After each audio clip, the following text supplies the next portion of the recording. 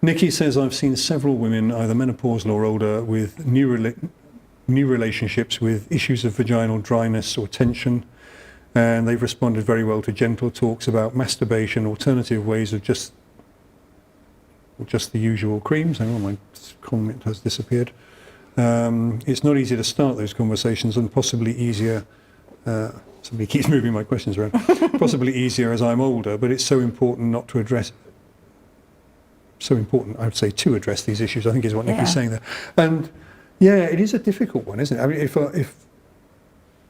I'm not sure in practice whether a woman would open up to me about problems like that.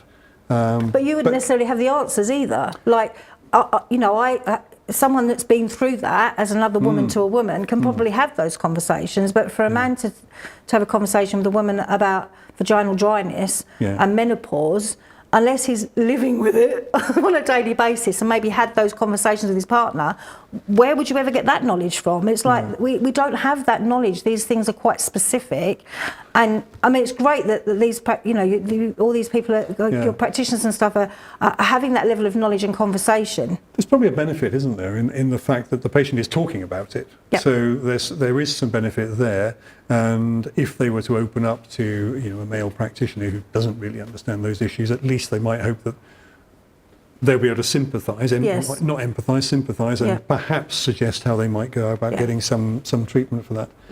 And as Nikki says, she says she is older. She says, I don't know what she means by that, whether it just means older than the patient or whatever.